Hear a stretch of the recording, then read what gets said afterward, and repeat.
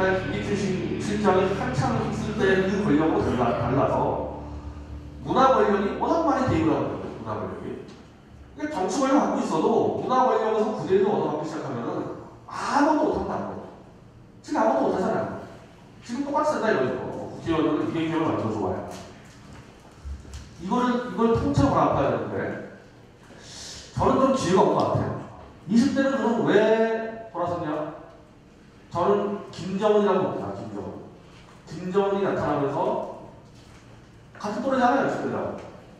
지금까지는 재벌 선수만 봤는데 김정은이라는 정말 못생긴 놈이 탁 나타나가지고 국가를 통째로 보는 거를 봤어요.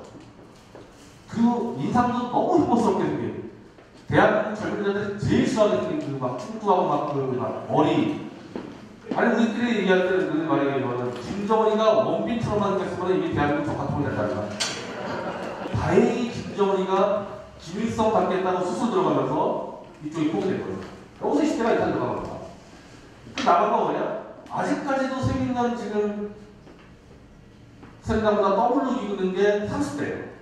30대는 70년대 생겼어요. 여기가 지금 이제 핵심 거죠. 30대가. 그리고 이제 호남입니다. 그러니까 사실은 이제 거의 친구 정도는 끝났어요. 그렇죠? 끝났는데 두 세력이 맞춰준 거예요. 두 세력. 호남 세력하고 30대 세력. 요 두 개만 무너뜨리면 이제 끝난다는 거니까. 그러면은 우리 입장에서는 반대죠. 호남하고 30대 세력이 워낙 좌가 잡고 있으니까 이거는 불러 오션 시장이죠. 뭐 예를 들면 우파들이 경쟁한다. 우파들도 뉴데일리나 미디어츠가 경쟁할 거 아니에요. 그럼 뉴데일리나 미디어츠가 60대 시장에서 경쟁을 한다? 이거 완전 레드오션이죠. 60대 시장 경쟁하는 거는. 호남하고 30대 시장까지 경쟁하죠. 뉴데일리나 미디어츠는. 근데 보수 쪽에서 30대와 호남에 들어가서 한번 해보겠다는 사람이 없기 때문에 저희 미디어츠나 스포츠닷컴은 완전히 블루오션 상태에서 들어갑니다. 요 두 개만 잡으면은 일단은 좌익을 완전히 진압하고 어떻게 보면 보수 쪽에서도 가장 강력한 리더십을 형성할 수가 있어요.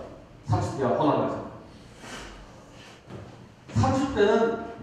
30대 같은 경우는 저는 지금 저희 스포츠닷컴이나 미디어츠가 지금 사실상 30대가 다 죽었거든요. 30대가 하고 있어요. 70대는. 저는 이렇게 될 것 같은데 20대는요 아주 영악해졌습니다. 왜냐하면 386 세대가 해먹고 30대들이 우리 30대들은 90년대에 대학을 다녔기 때문에 포스트 모던 시대에 살아간다 그래서 조직도 안 짜고 그러니까 조직을 짜는 걸 뭔가 구태로 왔어요. 그리고 이거 정치가 정말 구태예요. 심지어 책을 읽은 것도 구태예요. 영상을 봐야 되고 뭐 이상을 했단 말이죠. 그러니까 조직을 짜고 정치적 리더십을 할 수 있는 세력들이 다 파괴하는 겁니다. 그리고 나서 20대들은 봤죠. 김정은도 보고 30대 저거 하는 거 보니까 얘들은 조직을 안 짜면 큰일 나는구나. 얘들 막 짜면서 조직 짜고 있어요. 막 짜고 있어요. 좌파도 짜고 우파도 짜고. 그러니까 20대들 같은 게 가는데 아마 치열하게 20대는 리더십에서 경제든 정치든 치열하게 조직 간의 경쟁이 있을 겁니다. 20대가 지금. 30대는요 없어요. 경쟁 상대가 없어요. 쉽게 얘기하면 미디어츠와 스포츠닷컴과 인명이 중심되는 우리 30대 그룹 한 2, 3명 됩니다. 현재. 이 세력과 경쟁할 수 있는 세력이 없습니다. 70년대. 유일하게 좀 경쟁되는 애들이 낙공수. 그러니까 워낙 잘하잖아요. 그쪽에. 그쪽에서 그 탁현민이고 주진이고 고시원이고 기록민이고 그 사람 못 맞았죠. 걔들 시력 가지고 그런 끝을 못 맞았죠. 그럼 없는 거예요. 그럼 우리가 할 게 뭐냐? 경제적이고 정치적이고 특히 미디어적인 문제에 대해서 계속해서 미디어차 스포츠닷컴을 키우고 정치적화 만들고 기업가 키우고 이걸 가지고 조직을 확장시켜라. 이건 경쟁 상대가 없기 때문에 우리가 팔을 키워나가면 나갔으면 그걸 혹시나 잡아라. 그러니까 호남 전문가는 다 그래서 호남 전문가. 그건 그냥 정면 비판입니다. 뒷빠져 갑니다. 그래서 저희 스포츠닷컴을 키운 것도 있지만은 제가 아마 여름방학부터 빠르면 여러분 지자체선거하고 그 당대선거 때 어떻게 모르겠는데 청년 기업인, 청년 정치인, 청년 언론인을 키우는 조직을 만들어서 그걸로 계속 조직을 크게나요. 그리고 그 리더십 가지고 30대 전체를 나누기 위해서 올려요. 그 정도만 말씀드리고요. 하여튼 제가 오늘 여기서 말씀드리고 싶은 거는 전혀 지금 상황이 비관적이라거나 다시 친노적 세력이 다시 강화국 때처럼 올라오거나 그런 상황이 아니에요. 그런 상황이 아니고 오히려 어떻게 보면은 그 지긋지긋하게 이 보수우파와 자유사에서 이익을 취했던 여의도 기회주의 정치 세력이 무너지는 거예요. 그래서 훨씬 더 강력하고 도전적인 새 보수우파 세력이 만들어지기 최적화된 시기이기 때문에 우리 기대를 갖고 희망을 가질 시기지 불안해한다거나 이런 데서 그래야 될 이유가 없습니다. 제가 볼 때 굉장히 큰 기회가 있다고 6월 정도 7월 한번 잘 보시고 그 뒤에 저희가 제 책을 출판사로 들어간 다음에 아마 8월 정도에 9월 투자 설명회를 할 겁니다. 본격적으로. 그때 많이 참여해 주셔가지고 애국도 하고 돈도 버는 그런 기회를 만들고 있습니다. 네, 오늘 여기서 마치겠습니다.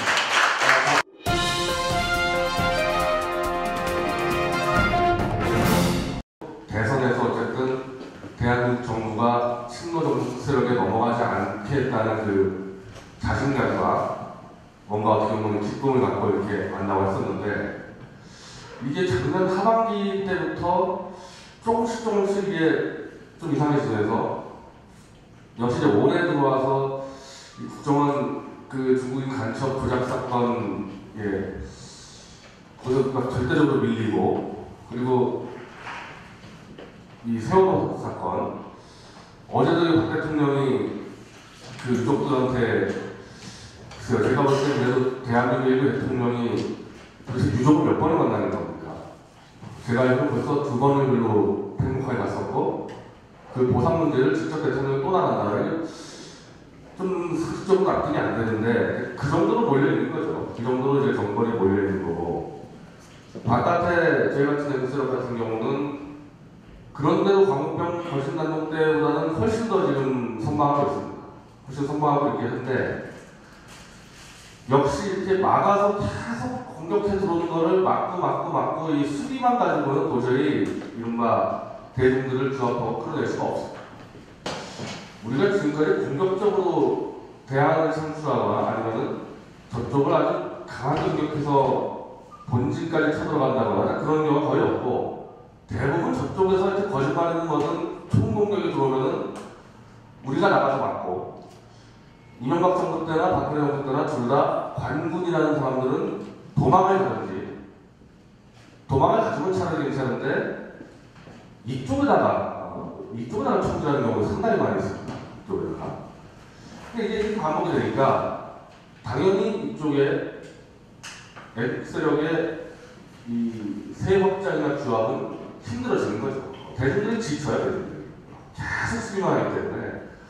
우리가 뭐 축구나 조기축구나 같은 데 보시면 예측하면 계속 수비만 하면 못하거든요.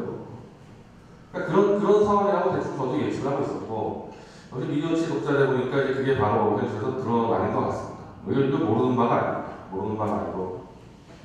어쩔 수 없이 지금까지 그런데, 바로 이제 미디어치가 중심이 돼서, 이 좀 지긋지긋한 이 수비형 구도 문제를 탈피해야 되겠다. 그걸 실천을 준비하고 있는 거죠. 근데 그거를 말씀드리기 위해서 현 정국 상황이 어떻게 됐는지 지금 아까 김성국 저희 본부장이 발표했듯이 이 미디어치 시사토크쇼라는 거는 제가 한 주 전인가 문제였을 겁니다. 세월호 사건 터지자마자 MBN에서 홍가예라는 이상한 인간 가짜뉴스가 나와서 걸렸고 손석희 이런 거짓 선동하다 걸렸고 그러니까 그때만 하더라도 초반에 저쪽에 거짓 선동을 잡았기 때문에 저는 이때쯤이면은 대충 정리가 돼서 이제 본격적인 지자체 정국으로 돌입할 거라고 예상을 하고 제가 주제를 드린 거예요. 그러니까 아까 지금 들었던 주제하고 지금 현 정도가 안 맞아 들어갑니다. 지금은 그거 논의할 때가 아니죠. 아마 제가 주제 이렇게 했는데 세월호에서의 친노 정부 세력들의 거짓 선동 및 JTBC 타도 그리고 지자체 선거에서의 친노 정부 세력의 괴멸 이런 지금 주제들을 던졌는데 실제로 지금 오늘 당장 정국을 봤을 때 이거 얘기할 때가 아니죠. 제가 오늘 오전에 깜짝 놀란 보도를 본 건데 KBS 보도국장 김시곤 보도국장이 청와대로부터 자기 압력을 받아서 자기가 잘렸다고 KBS 길환용 사장을 물러나라고 지금 조선일보 동아일보 다시 한번 철저하게 다시 했습니다. 그렇죠. 다 봤죠 기사. 당연히 저희 미디어치의 가장 중요한 주제가 주로 KBS, MBC로 문제이기 때문에 우리는 그걸 면밀히 보는데 제가 왜 저번 가지고 깜짝 놀랐냐면은 KBS 보도국장 정도로 되는 사람이라면은 KBS의 서열 5위 안에 들어갔어요. 5위 안에. 사장, 부사장, 보도본부장, 제작본부장, 그 다음 보도국장. KBS 같은 회사는 무슨 경영본부장 이런 데는 훨씬 아무것도 없습니다. 제가 말씀드린 그게 오히려 부사장보다 더 세죠. 부사장보다도 사장, 보도본부장, 보도국장이 더 세요. 따지면 빅3예요, 빅3. 그럼 KBS 사장의 위치가 어디냐? 전체적으로 이 의전을 볼 때는 부총리급이라고 그러는데 사실은 총리급이죠. 왜냐하면 의전 자체가 부총리급이지만은 영향력은 총리보다 더 세다고 볼 수가 있어요. 뭐 방송이 지금 몇 개고 원투가 좀 있죠, 진짜. 그리고 아마 케이블이 한 6, 7개, 라디오가 뭐 3개. 박 대통령이 뭐 좀 힘든다 그랬을 때 KBS 사장이 한번 작심하고 대한민국 한번 지켜보겠다고 칼 들고 나가면은 청와대가 헤매도 나라 지킬 수 있습니다. 그 정도의 힘을 가진 게 KBS고 그 KBS의 사장과 보도국장이라는 것은 그 중에 뭔가 빅3의 위치가 있는데요. 공영방송 구조에서 KBS 사장 누가 임명합니까? 법적으로. 대통령이 임명합니다, 법적으로. 이사회의 의견을 추천받아서 대통령이 임명장을 줍니다. 그러니까 한마디로 KBS 사장은 대통령이 인사권을 행사한다. 그럼 어느 조직이든지 인사권을 행사한다는 얘기는 뭐죠? KBS 사장의 임기가 3년인데 기란 사장을 대통령이 임명해놓고 3년 동안 아무런 얘기도 안 하고 기사장이 이걸 못하면은 다시 임명하고 재임명하고 그런 게 임명권인가요? 한번 우리가 민간에 하든지 아무데나 해봅시다. 인사권을 가진 사람이 임기가 보장된 제가 쳤을 때 임명을 하고 그 다음부터 그냥 손 놓습니까? 그게 아니죠. 인사권을 줬다는 얘기는 인사권을 가지고 최소한 인사권자가 정해놓은 그 방향 내에서 그 조직을 움직이라는 권한을 갖고 있는 거예요. 인사권을 가졌기 때문에 수시로 소통하는 거예요. 수시로 소통하면서 그 소통을 통해 가지고 예를 들면 KBS가 갑자기 신호 정도 반란에 편입돼가지고 반란을 하면 안 되지 않습니까? 그거 누가 통제합니까? 인사권을 갖고 있는 대통령과 KBS 이사들의 인사권을 가지고 있는 방송위원회가 통제하라고 만들어 놓은 거예요. 그게 그 제도입니다. 안 그러면 인사권을 왜 갔습니까? 대통령이. 그럼 당연히 역대 KBS 사장 전체 다부터 해서 정현주 사장 같은 사람도 마찬가지고 지난 MB 정권 때 김기사도 마찬가지고 KBS의 국가 아젠다 설정할 때 당연히 청와대와 소통을 하죠. 소통할 수가 없죠. 고용방송이 대한민국 정부가 한번 국회 척결 해보겠다. 그런 아젠다가 일단 치자 이거죠. 예전에 MB 때 같은 경우는 친서민 공정사회 있었지 않습니까? 그럼 대한민국 정부가 친서민 공정사회 하는 깃발 들었는데 KBS가 우리 모르겠다. 이거 말이 안 되잖아요. 당연히 KBS가 그러면은 친서민 공정사회 뒤에 들어가야죠. 그럼 그거 누구랑 상의합니까? 청와대 홍보팀하고 KBS 보도국이 협의할 거 아니에요, 그거 가지고. 너무 당연한 거 아니냐는 거예요, 그 부분이. 그리고 실제로 다 해왔죠, 이렇게. 이렇게 다 해왔는데, 그 김치곤 보도국장이라는 사람이, 그 사람은 지금 KBS에 최근에 20년 있었던 사람이에요. 청와대가 전화가 왔다고 폭로를 하고, 그 사람 지금까지 20년 동안 KBS 있었는데 청와대 전화 처음 받아봤습니까, 지금? 그랬을 것 같아요, 보도국에 있으면서.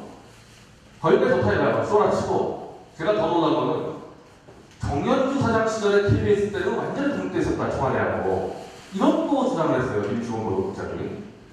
김치곤 보도국장은 사실상 기란 사장은 MB정권 때 임명했지만은 MB정권 말기였기 때문에 박근혜 그 당시 대선 후보와 상위에서 임명한 길환영 사장이 임명한 사람입니다. 그러면 현 정부에서 임명된 사람인데 이 사람이 이제 자기 잘렸다고 이제 보복한다고 해서 정현주 사장 시절 때 KBS는 정권으로부터 완전히 독립돼 있었다. 이런 거짓말을 한단 말이에요, 거짓말을. 이게 무슨 아스팔트에서 불지르다는 촛불 세력이 한 게 아니고 총리급인 KBS 사장의 채찍급이라는 사람이 지금 이런 짓을 하고 다니는 거예요. 이게 얼마나 황당한 일이냐. 아니, 정현주 사장 때 어떤 게 벌어졌냐. 제가 전유사랑 때 KBS 시청자회의는 2년 하면서 회의를 몇 번 같이 했어요, KBS. 그 마찬가지죠. 우리가 볼 때는 당연히 노무현 정권의 친노 중국 편향을 KBS가 빼먹혔다고 이제 우리 비판하지만은 그때도 마찬가지입니다. 국가 아젠다 잡을 때 예를 들면은 탄핵 걸렸을 때 정권에서 탄핵 반대하지 않습니까? 그때 KBS가 어떻게 했어요? 탄핵 반대 불길 다 KBS가 조정하지 않았습니까? MBC랑 같이. 그럼 그거는 독립 때서 그랬다? 그 당시 김치원 보도국장도 KBS 보도 소속이었을 텐데 그럼 그 본인들은 그냥 자발적으로 충성했단 말이에요. 근데 저는 그냥 어떠한 부분에 대해서 내부 비판도 다 좋은데 지킬 선이 있어야 돼요. KBS 보도국장 정도가 내부 비판할 때는 최소한 KBS나 대한민국 정부 체제를 흔드는 정도씩은 가면 안 되는데 오늘 조선일보, 동아일보에 보도된 KBS 보도국장에 있는 대한민국의 KBS와 정권 자체를 시스템을 붕괴시켰다는 의도로 폭로합니다. 청와대 앞으로 KBS에 아예 전화도 못하고 국가 아젠다 상의도 못하고 반면 친노 중국 정권의 노무현 정권 때는 KBS를 정말 완전히 순수한 독립으로 나누고 다 거짓말 가지고 국민 선동합니다. 그럼 이 사람은 왜 이렇게 했어요? 김주원 보도국장에서. 첫 번째, 저는 그 사람 얘기에서 한 가지 의미가 있다는 것은 김주원 보도국장이라는 사람이 KBS 회의 내에서 한 얘기가 잘못된 내용이 하나도 없어요. 잘못된 내용. 교통사고로 한 달에 한 500원씩 죽는다. 그러니까 세월호 참사 별거 아니다. 그거 주장해도 저는 괜찮다고 봐요. 그렇게 주장했어도. 사석에서 회의 중에서 이렇게 얘기할 수 있단 말이죠. KBS가 지금까지 한 달에 500원씩 죽어나가는 교통사고를 해서 한 게 뭐 있냐. 근데 뭐 세월호 이거 가지고 왜 이렇게 호들갑이냐. KBS는 안정, 국민들을 불안하게 하면 안 된다. 침착하게 보도해자. 이런 주장을 해서 된다 이거야. 이런 주장했었고. 근데 그 주장도 아니고 그때부터 해양 교통사고가 났으니까 도로 교통사고도 우리가 안전에 대해서 많이 신경을 쓰자. 이 주장이라는 거 아니에요? 이건 뭐 아예 문제가 없는 거죠.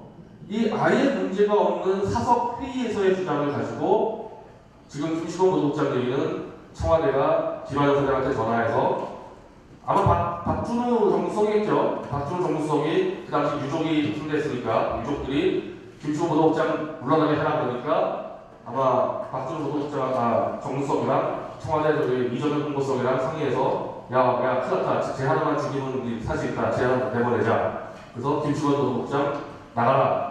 김한 사장한테 전화해서 내보냈다는 거 아니에요? 지금 보니까. 본인이 얼마나 열받겠어요. 본인 자체가. 아무 잘못도 없는데. 전 더군다나 이게 그 김치관 보도국장 안 되니까 MBC의 김장현 보도국장이었습니다. 김장현 보도국장. 지금 MBC 그런 대로 볼만하죠. MBC 볼만한 데 있어가지고 그 사람이 한 50% 역할을 하고 있습니다. 김장현 보도국장이. 나머지 50% 이제 이지식 공장이 새로 들어왔기 때문에 하고 있을 거고. 이렇게 날려버리니까 김장현 보도국장이 20일 전에 무슨 보도회의에서 뭐 세월호 작들 이거 완전 깡패들이 그랬다. 이거 또 탑졌죠, 한겨레에서. 그래서 또 MBC 노조가 또 김장현 나가라 그러니까. 저희가 참 끔찍한 게 언론사 보도회의에서는 대통령도 욕할 수 있는 겁니다. 회의에서. 언론사 보도회의에서. 근데 그 보도회의에서 나온 그 발언 가지고 그걸 터뜨려서 저놈 죽여라. 이거 어디서 많이 봤죠, 이런 거. 저 김일성 저 북한 체제에서 서로 직장 동료가 감시하고 가족끼리 감시하고 사석에서 말 못하게 하는 거. 지금 그거랑 똑같은 겁니다. 여기서 좀만 더 나가도 아니죠. 그런 경우도 허다하죠. MBC니 KBC니 무슨 보도 회식할 때 한 말 가지고 확 터뜨려서 나가라 그러고 완전히 북한식 감시사로 가겠다는 거예요. 그걸 한겨레 신문이 그럼 한겨레 신문 그 편집국 회의 어떨 것 같아요? 한번 우리가 요청할 필요가 있어요. 한겨레 신문하고 편집국 회의 녹취록 한번 공개해봐라. 그거만 안 봐도 뻔하지 않겠어요? 어떻게 하면 대한민국 그거 붕괴시킬까 그거 회의하지 않겠어요, 그 사람들? 근데 그렇다 이거예요. 그렇다 해도 언론사 보도 회의는 자기들 편집을 따라서 이런 말 저런 말 하는 건데 그 말 가지고 삐져내가지고 나가라 회의 못하는 거죠. 그냥 MBC TV에서 그걸 나가는 거예요. 그리고 김치동 보도국장을 날리면서 이제 MBC고 KBS고 이제 보도국에서 최소한 국가를 지키겠다는 사람이 이제 이 문제입니다. 말 안 해요. 미쳤다고 얘기합니까? 얘기했다가 또 틀려가지고 이미 청와대가 전화해서 한번 나가라 그랬는데 아무 잘못도 없는데 깜깜하면 국가 고용방송 시스템이 무너져 버린 겁니다. 그리고 이런 짓을 한 게 청와대라는 얘기야. 청와대. 그 수두룩히 거짓 조작 보도 해본 저 JTBC라든지 SBS라든지 여기다가는 한마디도 못하면서 KBS, MBC의 이 시스템을 흔드는 이런 일을 해가지고 자업자득을 했어요. 본인들은 어떻게 해서라도 수습을 하려고 했겠지만 지금 지자체 선거 이제 다음 주 시작되지 않습니까? 그 시작되기 직전에 이제 김환영 사장 퇴진하라고 아마 또 다음 주에 KBS 파업 들어갈 겁니다. 보다 많아져 뭐, 파업 들어갈 거. 근데 예전에 2012년도 총선 때 MBC에서 파업 들어갔을 때 그거 아무런 명분이 없었거든요. 그래가지고 본인들이 7개월 동안 파업하다가 본인들이 지쳐가지고 나랑 떨어졌죠, 노조가. 그리고 오히려 노조가 파업하면서 MBC에서 거짓 조작 보도가 안 나와가지고 총선 승리에 큰 기여를 한 게 MBC 노조의 파업인데 이제 이 건 가지고 파업이 들어오면은 우리 같은 애국진영에서 어떻게 할 수가 없어요. 이 건 가지고 파업 들어왔을 때 그럼 우리가 길환영 사장을 지키자고 국방을 들어야 되니까 뭘 어떻게 해야 됩니까? 이렇게 파업 들어오면 방법이 없는 거예요. 완전히 이제 뭔가 방어선이 무너진 거죠. 방어선. 아슬아슬하게 저희가 장외에서 맡고 있는 방어선이 무너진 최소한 KBS 방어선은 완전히 무너졌어요. 월요일날 당장 노조가 파업 들어가도 저희가 뭐 어떻게 할 수가 없어요. 그래서. 워낙 확진들 했으니까. 그러면 길환영 사장은 어떻게 써야 되냐? 길 사장은 청와대가 전화 와도 이 사람이 뭐 잘못했냐? 이 사람 뭐 잘못했냐? 해보면 안 된다. 자기가 막았어야죠. 제가 막는데 뭐라고 그런다? 그럼 차라리 내가 그만두겠다. 이렇게 했어야 되는 겁니다. 정상적인 사람은. 그래서 오늘 참 보도를 보니까 거의 가만히 있는데 울면서 KBS 사장이 울면서 보도국장한테 대통령의 뜻이다. 네가 나가달라 울면서 이게 뭐하는 생수들을 하냐는 툭하면 울대요. 이런 거들. 이정희 씨도 툭하면 울고 MB 때도 저 방송위원장으로 스트레스 없이 툭하면 울고 원래 그거요. 이념적인 문제에서요. 우는 걸로 승부하는 건 좌파들입니다. 우파는 울면 안 돼요. 왜냐? 우파의 사상이라는 거는 개인주의에 바탕되기 때문에 강한 개인 책임있는 개인이거든요. 강력한 자기 절제와 힘으로 끌고 나가야 되는데 이게 툭하면 우는데 정몽준 씨도 그 당선되자마자 울었죠. 당선되자마자. 이게 자꾸 어디서 이상한 거 잘못 배워가지고 툭툭 우는 걸로 승부 보려고 그러는데 이건 이념이 안 맞아서 그런 겁니다. 이번에 진짜 JTBC에서 손석희 울고 정관용 울고 막 이상호 울고 다 울잖아요. 저쪽 애들. 여기서 같이 울어서 승부한다? 원래 싸움이라는 거는 자신 있는 무기가 돼야지. 자신. 여기는 어떤 경우든지 합리성, 절제, 논리, 팩트 이걸로 승부해야지. 다른 걸로 승부하면 먹시다. 결국에는 최소한의 뭔가 심리적 전성 가지고 무너진 것 같아요. 현 정부에서. 그리고 아마 다음 주부터 아마 현 정부가 심각하게 흔들릴 것 같은데, 심각하게. 저도 그 다음 주 상황이 어떻게 될지 모르겠어요. 그렇다 쳐서, 현 정부가 흔들린다 해서, 지자체 선거가 참패로 가고, 다시 그 악몽 같은 광우병 거신단동 때로 돌아가서, 완전히 이쪽이 대우가 무너지고, 광우병 그 난동 이후에 2010년도 지자체선거 때처럼 좌익세력들이 승리하느냐? 그건 아니야. 그건 또 전혀 다른 문제예요.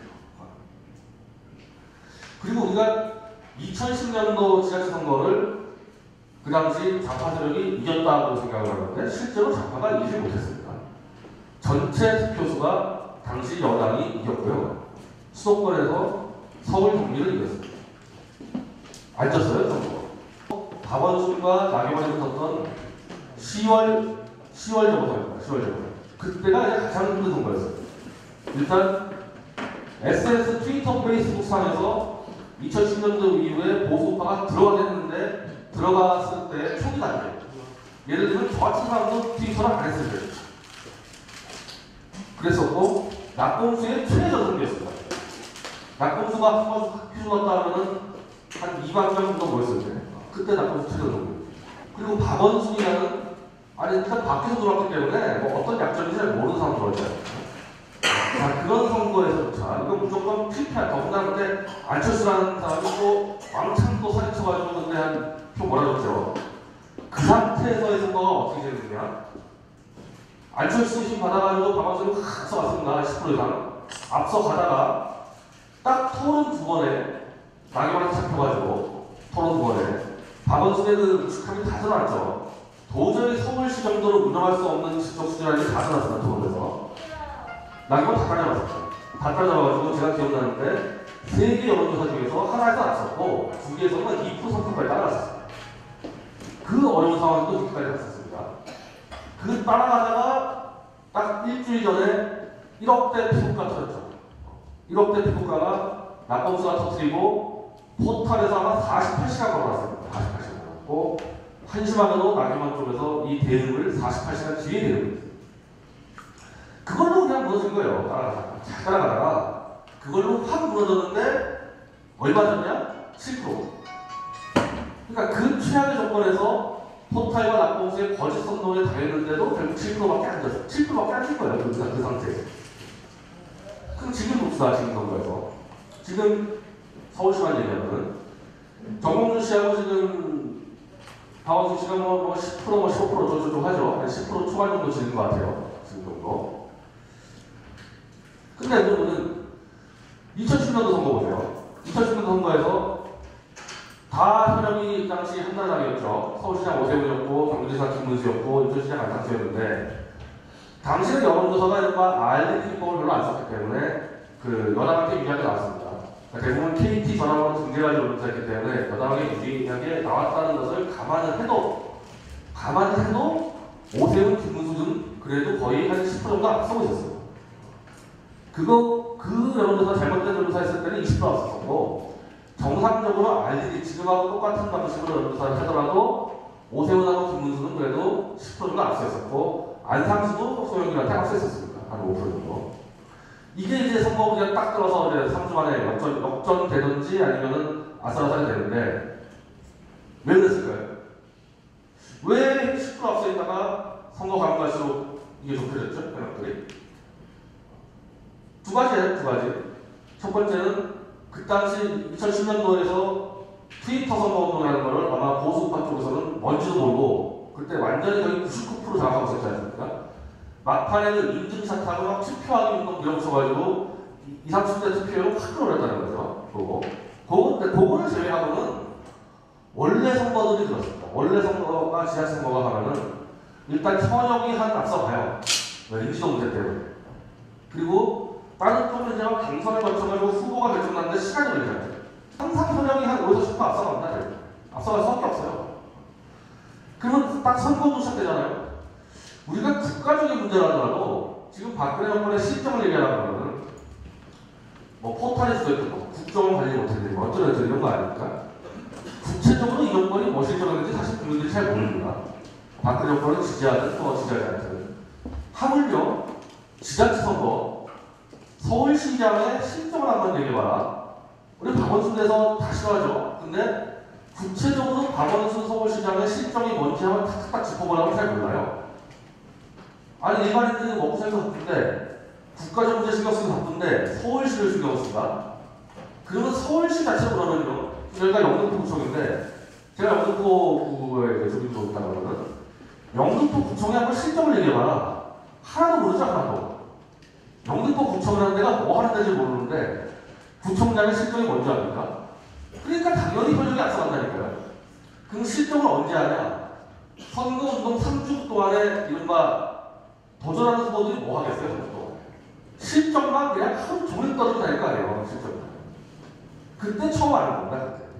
그때 하나씩 들어가는 그 2010년도에 오세훈 시장은 뭐 하고 다녔나?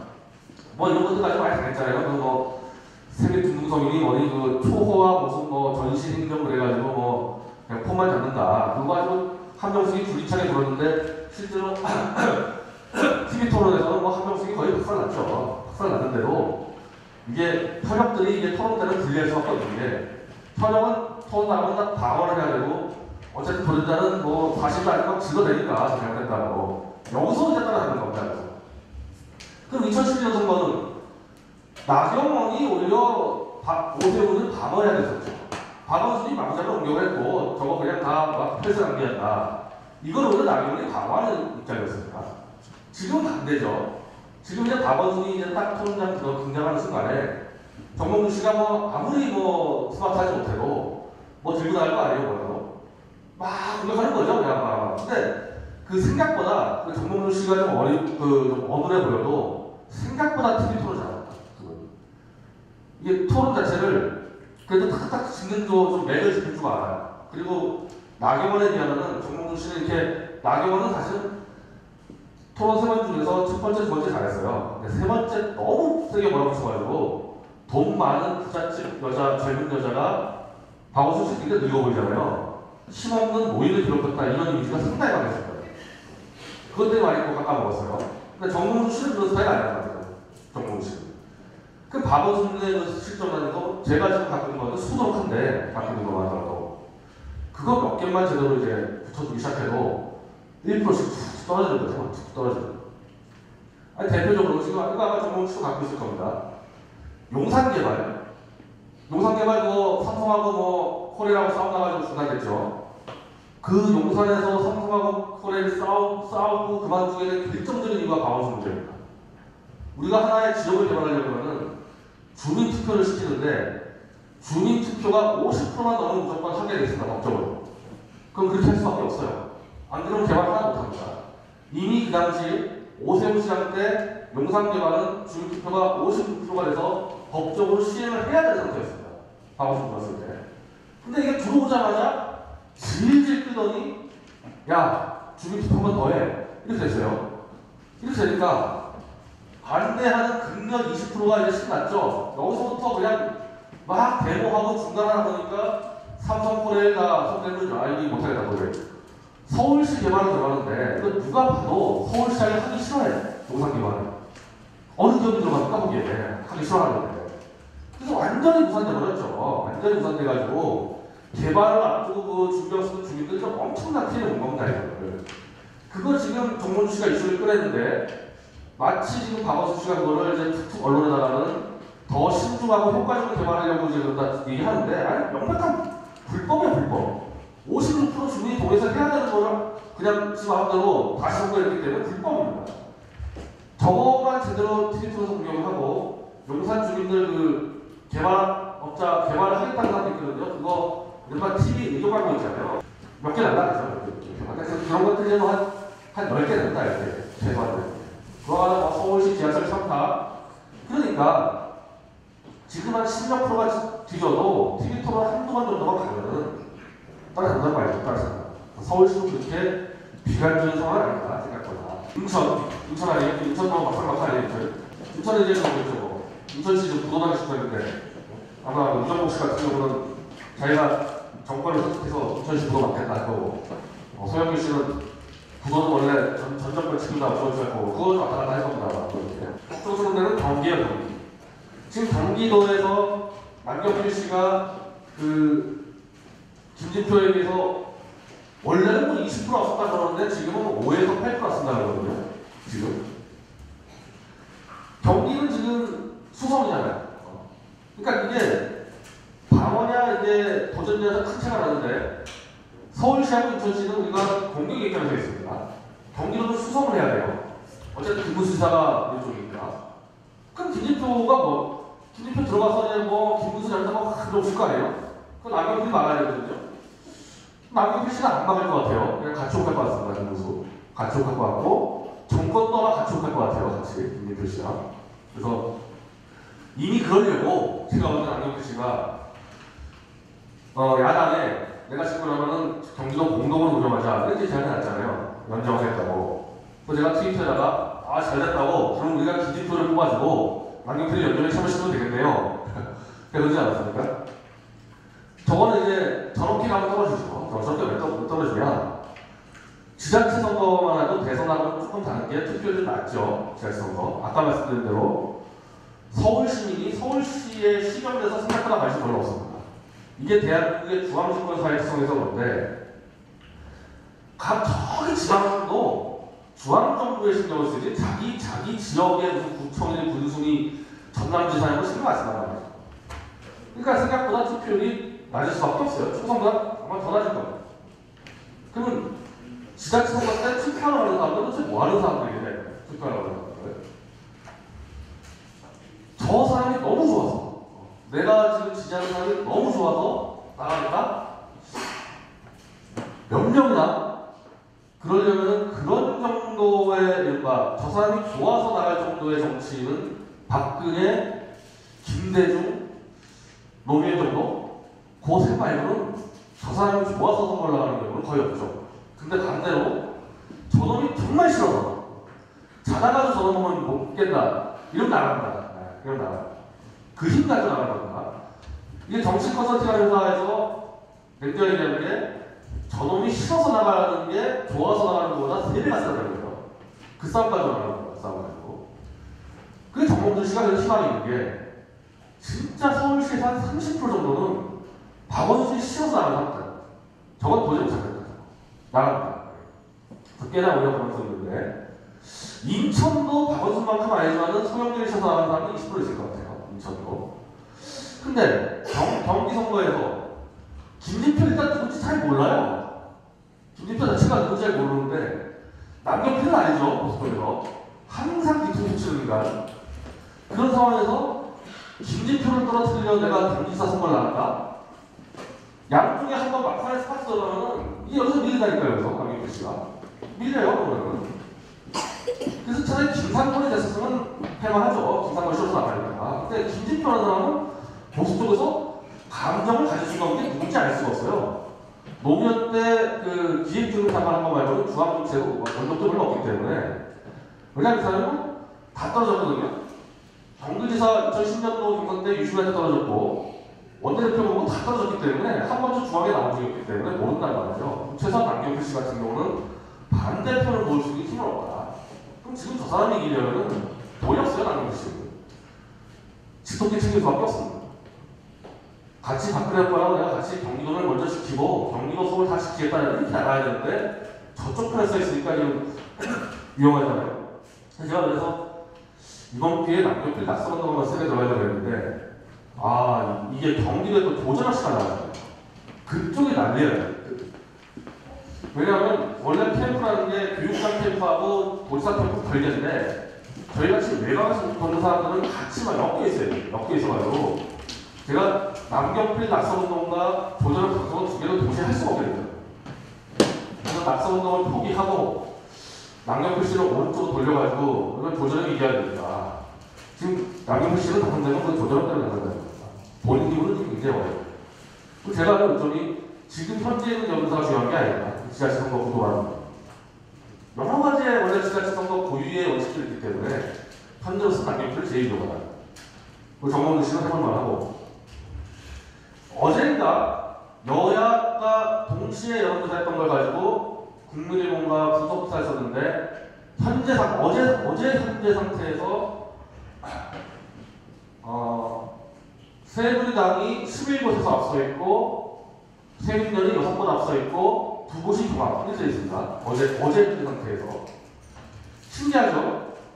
완전 대참패라고 지금 막 겁먹고 있는데 새누리당은 지금 그러고 있어요. 새누리당에서 어떻게 11대 6으로 앞서 있고 경합이 2개? 경합 2개면 이기죠. 경합 2개면 이기게 되는데 50대 이상 투표율이 높잖아요. 50대 이상 투표율이. 근데 경합이 무조건 이긴다 보수가 항상. 그럼 지금 현재 상태에서 13대 5로 이긴다는 얘기예요. 지금 광역을. 그럼 광역에서 이긴다는 거 일단 저쪽에서 전남지사, 광주시장, 전남지사, 전북지사 3개 빼면은 2개밖에 더 해야 해요. 생기면서. 안전은 충남을 가져갈 거고. 그 정도 가져갈 겁니다. 그리고 혹시라도 강원도 서울시장 가져가는 거고.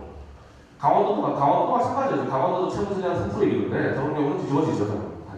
이길 데가 없습니다. 지금 생각들이. 광역에서. 가장 확실하게 있는 거는 호남 3번 말고는 안희정밖에 없어요. 나머지 다 위험한 상태입니다.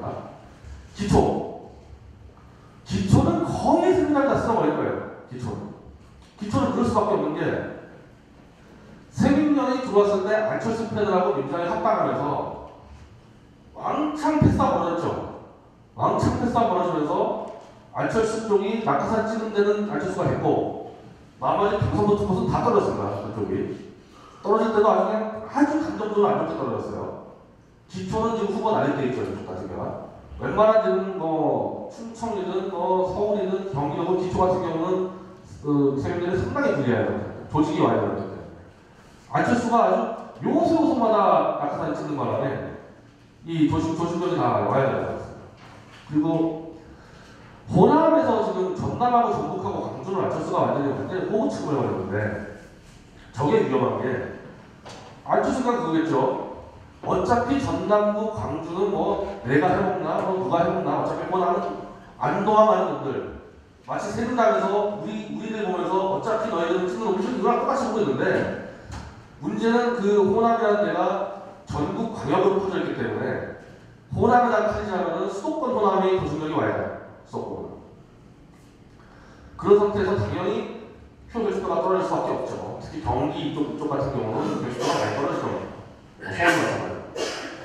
결국은 세민이한테 유리할 때 지금 선거도상은 하나도 안 보입니다. 하나도 안 보여요. 지금 여기 딱 하나밖에 없죠. 이쪽에서 지금 가장 위험하게 보는 거는 지금 세월호 가지고 세월호 아마 49대가 6월 3일이라 그래요. 지금 내일 5.18 때 아마 횃불 집회할 겁니다. 이 세월호 가지고 계속 이 청와대가 밀려나가는 거. 이 위험성 하나 갖고 있습니다. 이 위험성 하나. 이게 도대체 언제까지 밀릴 건가, 이제 청와대가. 그렇잖아요. 정말 형편없이 밀렸는데,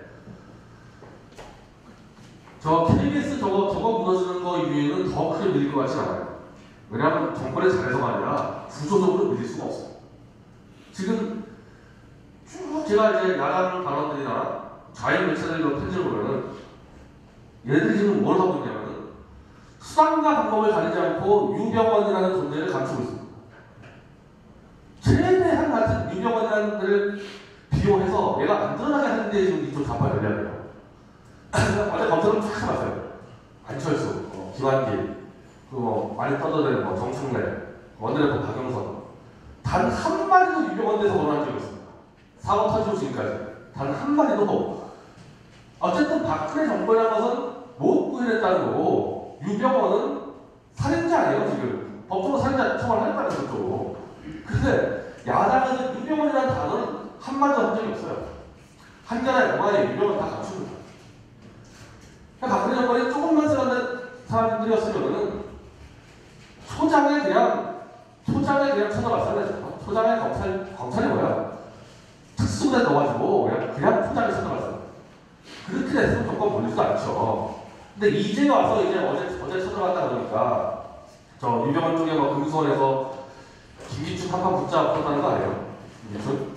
결국에 유병원 쪽도 머리를 쓰는 거죠. 야, 자기들이 이렇게 하니까 우리가 김기춘 박근혜와 싸우면 자기들이 우리가 들겠구나. 이런 전략을 쓰는 거 아니에요? 그리고 이제 어제 우리가 특검했지만은 저 팀교선하고 유병원 패거리들이 2008년도 감옥병 걸쳤을 때 배우 부족했다 나오잖아요. 계속 나오는 겁니다. 이건 포탈이 다 막고 있습니다. 이거 안 들어내고 있어요. 근데 아무리 무능한 정권이라도 유병원 그냥 놔주겠습니까? 박근혜 정권이 미치지 않고서야 결국 유병원을 잡으러 갈 거 아니에요. 타이밍 보고 있는 거예요. 이게 영장 청구가 있으니까. 유병원하고 박근혜 정권하고 싸움을 하기 시작한 순간에 일단 수습이 되죠. 일단 수습이 되죠. 더 밀리지 않죠. 수습돼가지고 역전한다고 떠나가지고 정권에 더 밀리지 않죠. 유병원하고 싸움하는 거예요.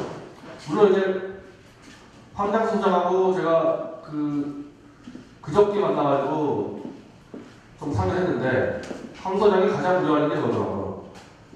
잡으러 갔다가 신도들한테 밀려서 못 잡고 쫓겨났을 때 야, 이거는 진짜 심각하다 이거예요. 못 잡고 쫓겨났을 때. 그럴 수도 있을 것 같아요. 그럴 수 있을 것 같은데 못 잡고 쫓겨나도 어쨌든 유병원이 드러나지 않습니까? 유병원이 드러나면은 야당이 지금까지 조장해요. 유병원을 갖추는 그거는 없으니까 여론적으로는 큰 문제 안 됩니다. 물론 이제 그렇게 되면은 보수 우파한테 박근혜 정권을 심판받게 되죠. 유병원 하나 못 잡아야 됩니다. 근데 이제 용산 참사가 아니라 용산 사태처럼 잡으러 가다가 신도들 몇 명 죽으면 어떻게 될까요? 죽으면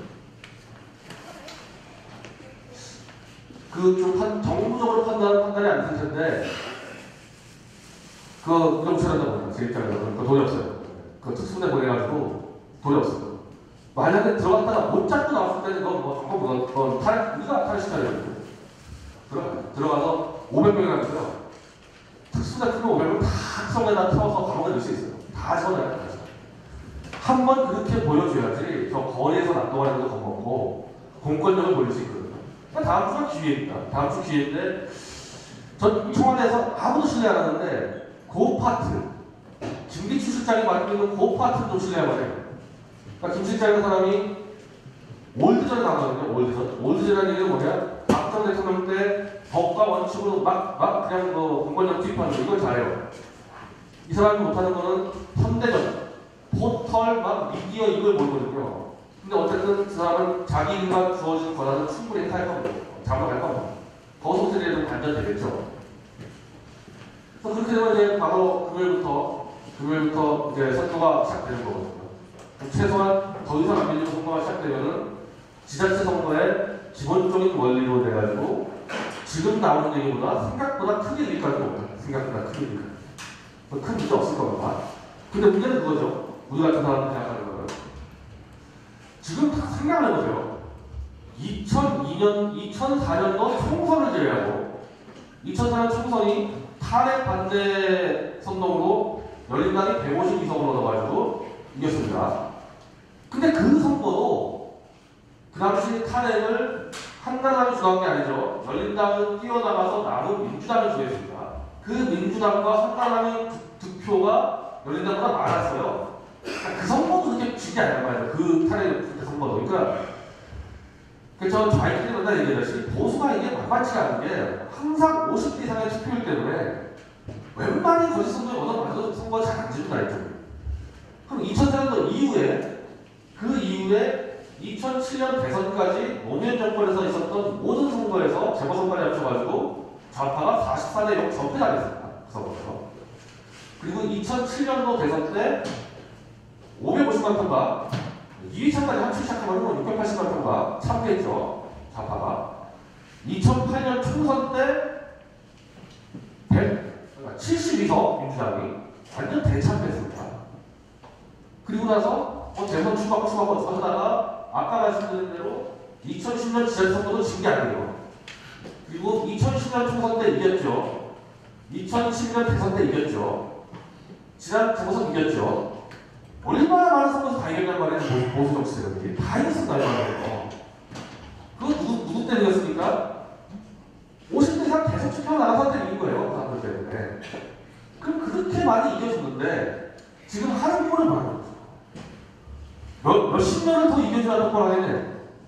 아니 이건 진짜 생각해보면 이긴다니까요. 분명히 이기는데 이긴 다음 날부터 또 이제 만경필 이기면 또 연정하겠죠. 좌파하고. 난 정몽준 씨가 하면 그럴 것 같은데 이기면 또 자로 갈 겁니다. 이겨주면 자로 갔다 얻어 터지고 오면 또 이겨주고 가서 자로 갔다 이게 지금 10년 반복되고 있습니다. 이 악순환에 끌어낸다는 거지. 악순환. 이겨주고 나서 바로 잡아야 됩니다. 그렇지 못하면 또 똑같아요. 왜냐하면 현대 민주주의사의 권력이라는 게 옛날 김기춘 실장이 한참 했을 때 그 권력으로 달라서 문화 권력이 워낙 많이 개입을 하거든요. 문화 권력이. 그러니까 정치 권력을 갖고 있어도 문화 권력에서 그대로 얻어먹기 시작하면은 아무것도 못한다. 지금 아무것도 못하잖아요. 지금 똑같이 된다 이거죠. 국회의원들은 이행정을 만들어 좋아요. 이걸 통째로 강압해야 되는데 저는 좀 기회가 온 것 같아요. 6월 지자선거 이후에 충분히 기회가 왔다고 봅니다. 자, 이 사태가 광우병 때부터 이명박 정권 때 시작됐죠. 이명박 정권 때 좌파한테 정말 거의 개맞듯이 맞았죠. 오랜 내내 개맞듯이 맞아서 우리가 그래서 막아주고 계속 이제 맞았는데 그 얻어 맞으면서 강한 원칙과 신념으로 돌파 못한 이유가 외곽의 이른바 박근혜 세력이라는 강력한 정치력이 버티고 있었는데 지금 그 사람들을 저희한테 인정합니다. 우리가 광우병 때 아스팔트 나가 싸움을 할 때 친박세력들은 뭐 했습니까? 뒤에서 총질했죠. 광우병 발생됐다고 때 친박세력들이 좌파와 혼자 갔습니다. 그 뒤에서 총질했습니다. 그때는 이제 자신들이 얘기할 정치 공학이었죠. 정치공학으로. 그러니까 이명박 정부가 더 강한 원칙으로 돌파를 못하는 게 친박세력이 중앙에 껴 있었기 때문에 못 들어왔습니다. 그리고 현실적인 대안으로는 어쨌든 2010년도 총선과 대선이 이기려면 친박세력 또 아니죠. 박근혜 한 명이죠. 세력도 아니고 그거는. 박근혜 한 명밖에 없다. 제가 냉정하게 있을 때 박근혜라는 사람이 그 그 당시 이명박 정권 때는 정말 역적질 많이 하고 있어요. 한두 개가 아니에요. 행정도시 한다고 수도 쪼갰죠. 지금 식물 정권 만든 주범이 국회 송지작권 만드는 거죠. 한두 개가 아니에요. 그런데 어쨌든 당시 좌파 정권을 국회와 대권에서 막을 사람 박근혜 정권밖에 없었다는 것은 객관적인 분석이죠. 그 사람 안에서는 뭐 선거 이길 수가 없었어요. 그래서 박근혜 후보가 총선 때까지만 저희 같은 경우는 신경 안 썼는데 대선 때 직전에 NLL 가지고 붙으면서 다 같이 붙었죠. 바깥으로 우리 장에서 다 같이 붙어가지고 NLL 가지고 붙으면서 끌고 온 겁니다. 끌고 온 거고 다행히 김기춘 실장이 뒤임하면서 전교조 법연도 선언하고 저 통신단 하나시키고 그래서 다시 간 겁니다. 간 건데 그 이른바 박근혜 정권이라는데도 잘 보면은 박정희 세력이 좀 있어요. 박근혜 정권. 이게 대표적인 김기춘 실장 같은 원로들이거든요. 그러니까 박정희 세력이 지금 그대로 갖고 있는 거고 박근혜만 보고 온 사람들은 지금 계속 이상한 짓 하고 있어요. 박정희 때부터 같이 온 사람들이 지금 갈색 거치고 있는 겁니다. 나머지는 박근혜만 보고 그러다 습관 들고 있는 거죠. 그렇게 가는 거 아니에요? 그럼 이미 지금 아까 말씀드린 대로 박정희 사람들은 올드전을 잘하는데 현대전을 못하니까 현대전이 이상한 사람들 넘어가서 지금 다 패퇴하고 있잖아요. 그 상태에서 이번에 경선을 보세요. 경선. 현 정권이 들어선 지 2년도 안 됐는데 현 정권이 미는 친박 후보들이 거의 다 전멸을 당했어요. 다 졌어요. 심지어 대구까지 졌습니다.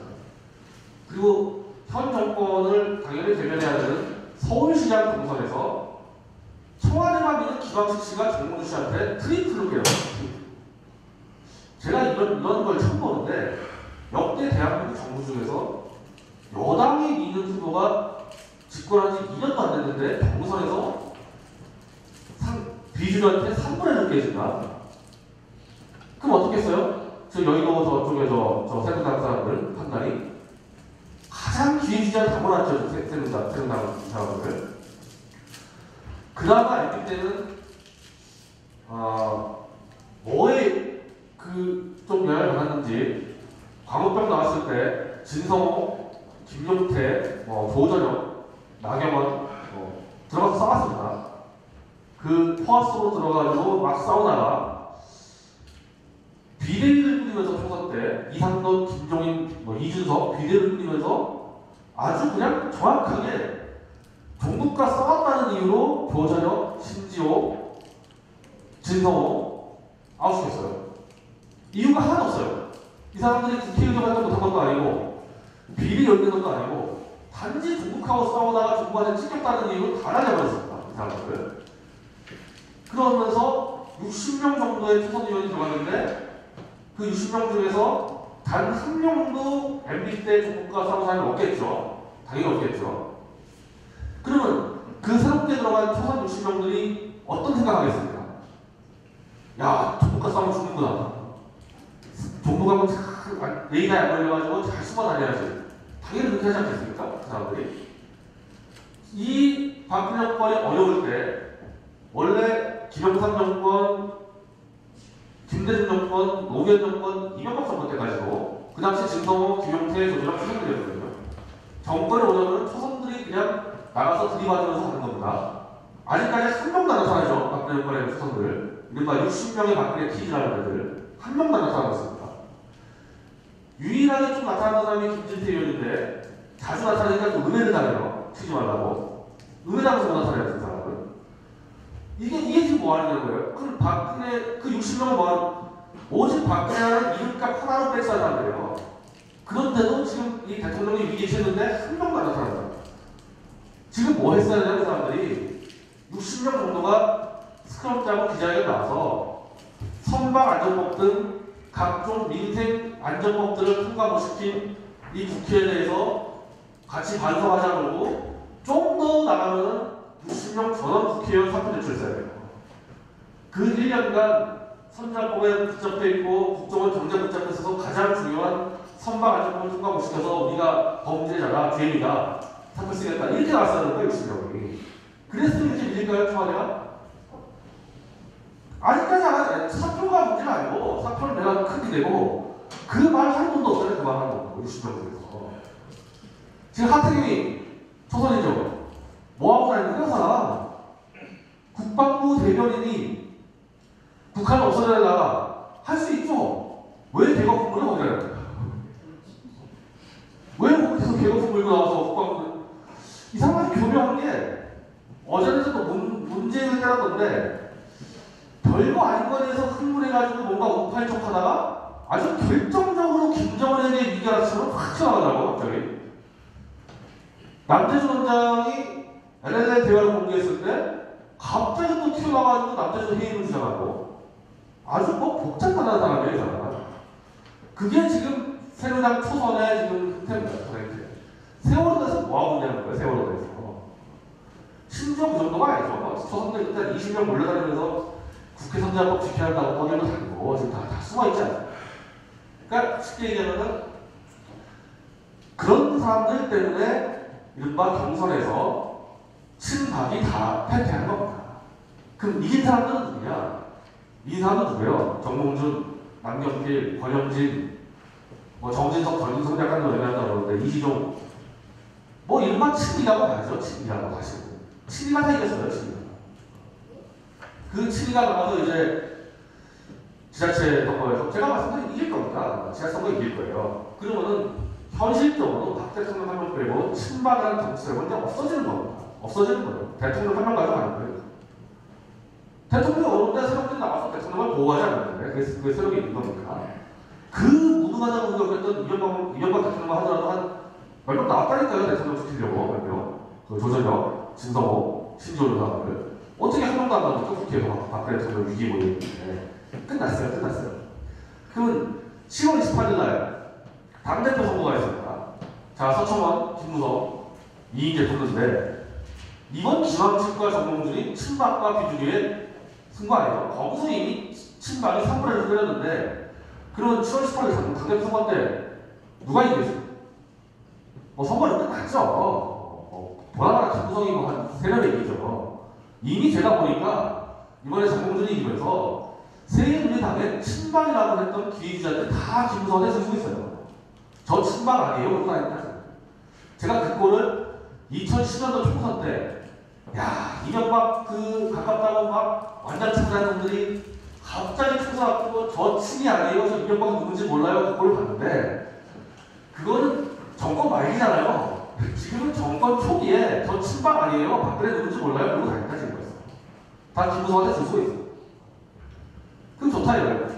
전 친박들이 하는 하도 예심하니까 그쪽 뭐 개발당하는 박 대통령만 혼자만 버티고 있으면 나머지는 뭐 다 죽어도 상관없는데 그럼 이제 보수 정치를 이끌 새로운 세력이 아니죠. 김무성, 정몽준 이명박 때 다 하던 사람들 아니에요. 다 봤던 사람들.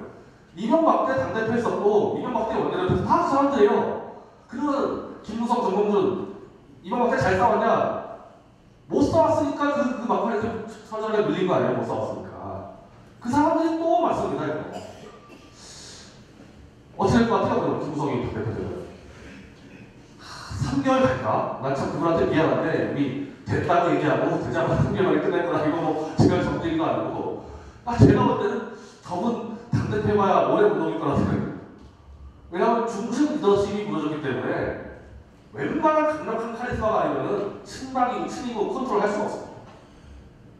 친이도 한번 묻혀왔다 그래가지고 친박도 어떻게 되냐 이제 각자 고생 다 필요 없어. 국가 민족 대의 다 필요 없다. 나 혼자 살겠다. 지역구 다니는 거죠. 다 이제 지역구 가가지고 이제 술 따로 다니면 국회 운영이 안 되죠. 그냥 안 봐도 훤히 어떤 걸 보여주지. 그러면은 그 다음에 그때 했을 때 이제 우리가 안 되죠. 우리가 뭘 할 거냐. 그걸 났을 때. 어쨌든 이번에 지자체선거를 해보면서 역대 지자체선거 중에서 제가 보수적 와가지고 선거를 치렀던 게 2010년도 선거하고 2006년도 선거인데 단 한 건의 선거 광고를 받은 적이 없어요. 2010년도 선거. 그러니까 2006년도 빼고 2010년도 선거가 이명박 대통령 선거였죠. 거기에 오대훈 나가고 김문수 나가고 그랬을 때 보수 매체에서 제가 이터넷미디어협회 그때 정치경향을 지금 대표하는데 종합지나커 저희 미디어워치 심지어 뉴데일리까지 선거 광고를 받은 적이 없어요. 그러니까 오세훈 캠프, 김문수 캠프에서 경기도가 40명이고 서울시가 30명입니다. 홍보회사는 10억 씁니다. 그 10억을 받고 보수 인터넷 매체에 10원을 안 줬다는 거예요. 회사. 특히 오세훈. 정말 장관 다녔어요. 장관 매체. 오마이스 다 줬습니다. 프레셔 다. 안 주는 건 좋은데 보수 담당자가 있었어요. 보수 담당자가 오더니 양해했는데 선거에서 얘기해야 되니까. 그런 짓을 잘했습니다. 근데 이번 2014년 선거 광고 좀 할 것 같아요. 이제 하는구나. 그러니까 위상이 올라간 거죠. 보수 매체. 보수 매체나 보수 SNS의 위상이 올라간 거죠. 이번 좀 할 것 같습니다. 그 정도의 영향을 좀 미치는 거 아닙니까? 그리고 당대표 선거를 뛰려고 사람들이 수를 가지고 다니는데 저한테 좀 얘기한 건 아닌데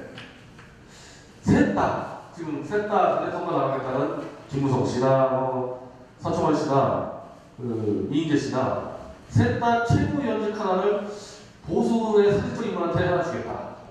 저는 그거 받아만 하면 쓸데없다고 보지만은 저런 제안을 한다는 게 상당히 시대가 바뀌었구나.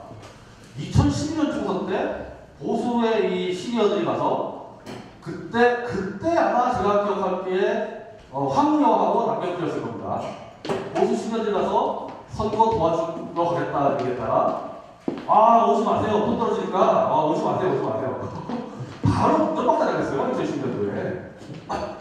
그게 2년 전인데 요즘 많이 바뀌었구나. 이 장 내에 있는 세력들이 도저히 리더십을 형성할 수가 없다면 장 외에서 리더십을 만들어 나가는데 대한 리더십. 저는 장 외의 세력이 곧바로 여의도에 들어가야 될 필요는 하나도 없다고. 어차피 여의도가 쑥대밭에 개발하기 때문에 거기 가서 같이 뒤엉킬 이유가 하나도 없어요. 예를 들면 저쪽에서 보수 쪽한테 최고위원장을 주겠다. 그거 받을 필요 없다는 거예요. 그거 같이 받아가지고 쓸 필요 없다는 거예요.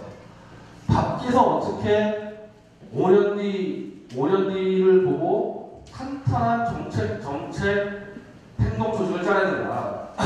지금까지는 저쪽이 쳐들어오면 저거 그냥 막아내는 급했는데 막아내는 정도가 아니라 선제 공격으로 우리가 저기를 쳐들어가서 적의 심장부에다가 칼을 먹고 나오느냐 그런 조직들을 만들어야 된다. 공격 조직들. 그런 것들을 만들어 나가는데 일단은 제가 생각하는 가장 중요한 시장은 두 가지 시장입니다. 이번에 제가 아주 자신있게 지자체선거에서 보수파가 지지한다고 생각하는 게 이 와중에도 20대 지지율에서 새누리당한테 집니다. 이 와중에 4~5% 줘요. 새누리당. 안철수 탓이 크죠. 안철수 탓이.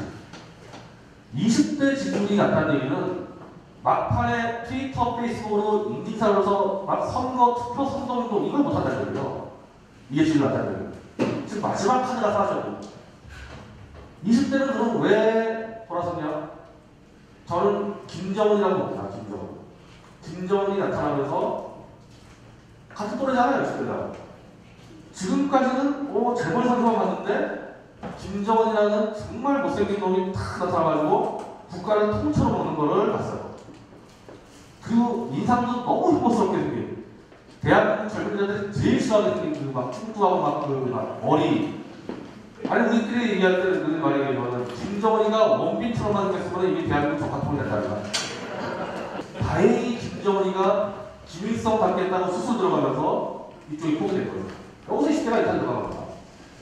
나간 거 뭐냐? 아직까지도 새누리당 지금 새누리당보다 더블로 이기는 게 30대예요. 30대는 70대가 되는 여기가 지금 이제 핵심 거죠. 30대가. 그리고 이제 호남입니다.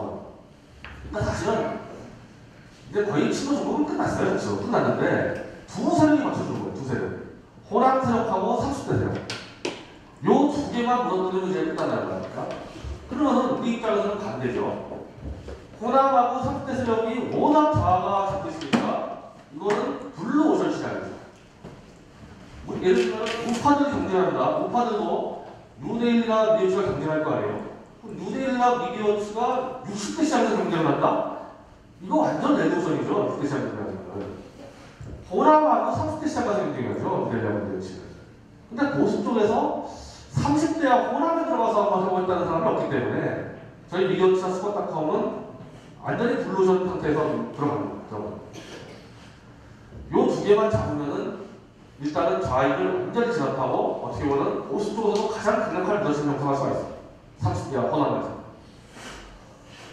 30대는 제가 74년생이에요. 제가 74년생, 이제 많은 말이지만 74년생이기 때문에 이 70년대생의 정석에서 누구나 잘 알아요. 그리고 그 내에서 글도 많이 썼고 책도 많이 썼고 이번에 제가 청춘의 추정이라는 제 어떻게 보면 자전적 얘기를 책으로 내게 되는데 그 가장 본질적인 목표는 30대들입니다. 지금 내 세대들이 지금 뭔가 잘못된 세대 교육으로 지금 반국가사회가 되어버렸는데 원래 30대는 제가 잘 알죠. 386처럼 추천한 이런 교육을 받는 게 아니라 뭔가 이거 좀 스타일리시하고 세상에 대한 불만 쌓여서 그냥 확 가버린 겁니다. 이런 거는 쉽게 돌아와요. 쉽게. 한 번만 쏟고 확 터지면 쉽게 돌아와요. 잡을 수 있어요. 그리고 나도 호남이잖아요. 호남은 제가 다른 얘기 안 할게요. 호남 대통령 가지고 수도 없이 하고 호남이 직접 광주 들어가고 이제 지하철만 끝나면은 호남 대통령이라는 부분에서 이 보수들이 많이 오해를 하는데 저는 보수 정당에서 호남 대통령만 지지하는 게 아니에요. 보수는 지금 경상도 기반 정당 아닙니까? 정당이 무리하게 호남 대통령 만들지 말라는 거예요. 보수 쪽에서. 제가 얘기하는 거는 호남 기반 정당이 세민련에서 호남 대통령 만드는 세민련에서 왜 호남 기반 정당인데 계속 박원순, 안철수, 문재인, 부산의 상류 시정 특별히 잡고 뻗어가고 하냐. 이번에 그래서 대형 사고 터진 거 아닙니까? 광주에서. 광주가 왜 덧걸렸습니까? 강은태하고 이용석은 그래도 현재 얼마 안 되는 호남 대권 주자 일감이에요. 왜냐하면 강은태라는 사람은 관성까지 가지고 광주시장을 이제 삼선을 했고 이용석은 건설교통부 장관을 하고 아마 행안부 장관을 두 번째 했어요. 그 사람들이 뭐 야당이 뭐고 뭐 좌파가 뭐고 어쨌든 호남에서 나온 인물들이란 말이죠.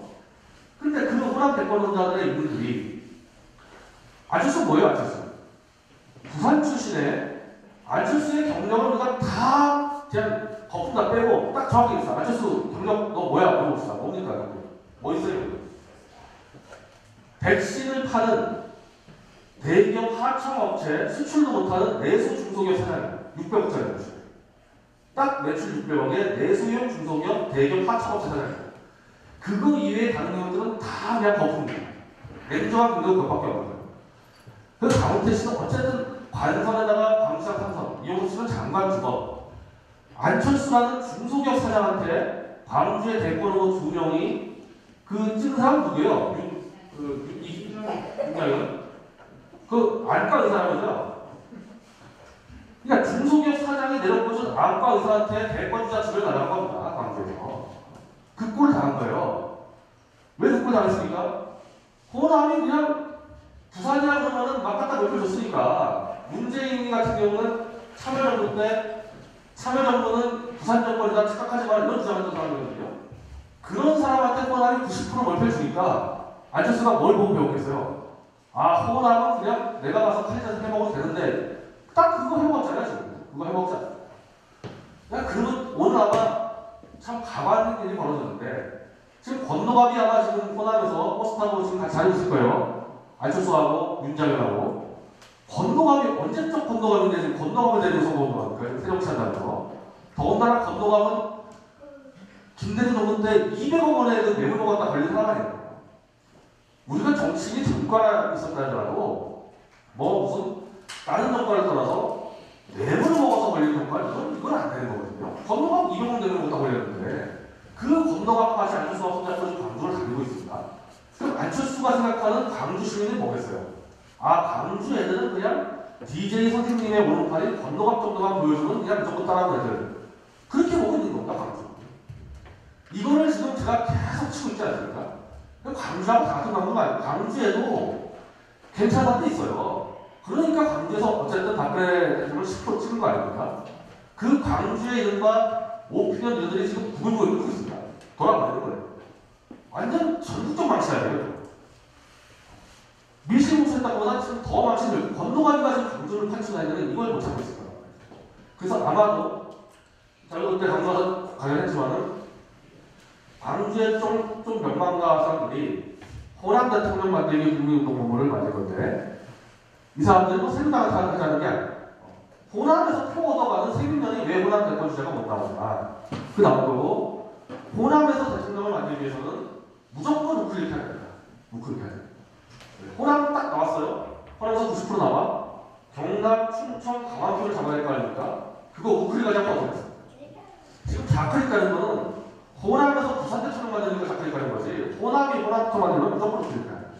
그 DJ도 호남 출신 대통령 하려다 보니까 자격증 써야 맞아요. DJ. 그 정치학술 문제에 있어요.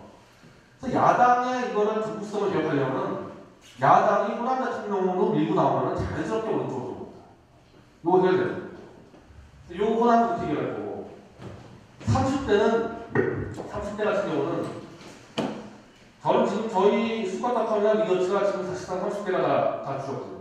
다 30대가 하고 있어요. 지금 저는 이렇게 될 것 같은데 20대는요 아주 영악해졌습니다.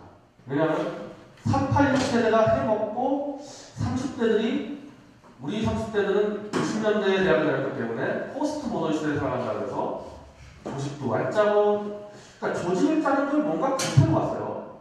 그리고 이거 정치 마실 거는 구태예요. 심지어 책을 읽는 것도 구태예요. 영상을 봐야 되고 뭐 이상을 했단 말이죠. 그러니까 조직을 짜고 정치적 리더십을 할 수 있는 세력들이 다 파괴가 되는 거예요. 그리고 나서 20대들은 봤죠. 김정은도 보고 30대 저거 하는 거 보니까 얘들은 조직을 할 자면 큰일 나는구나.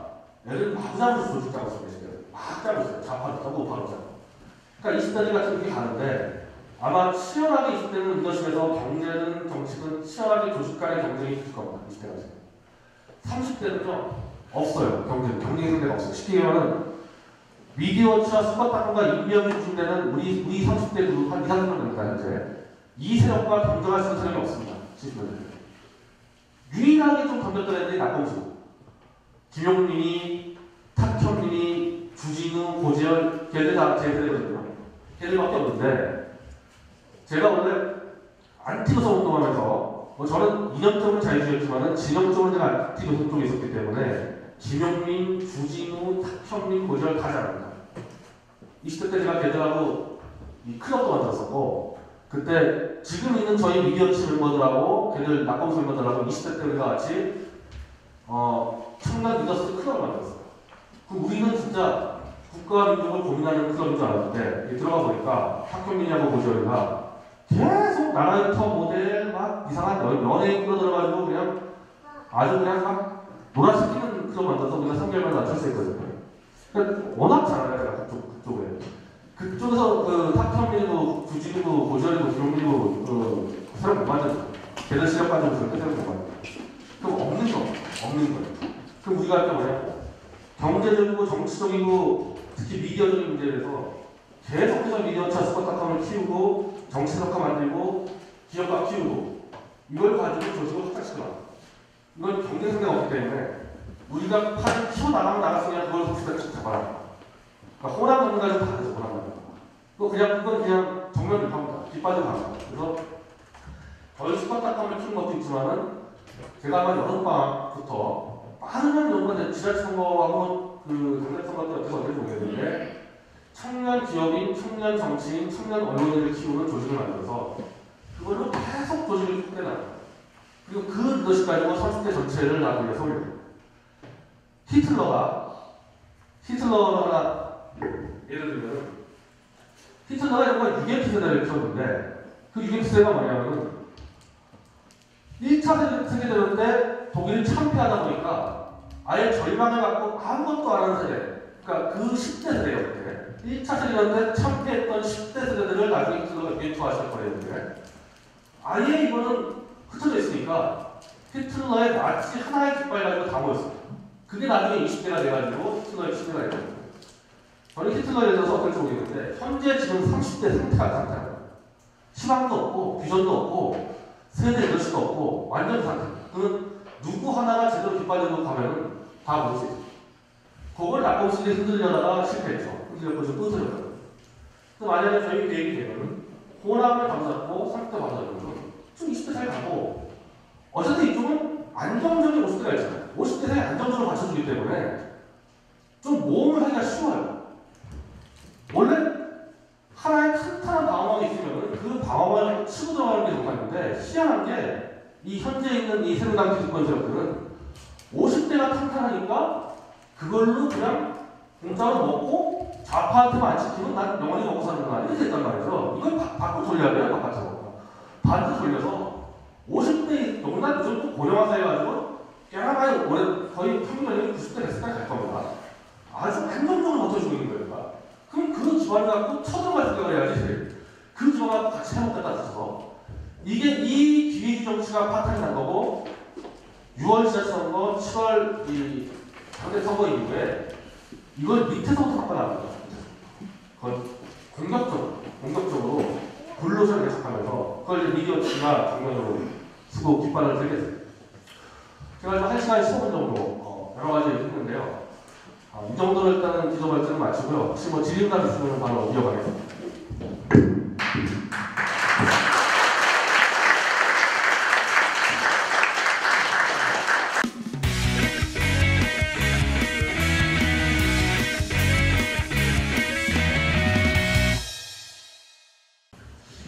이게 아마 엑스력의 이른바 한계죠.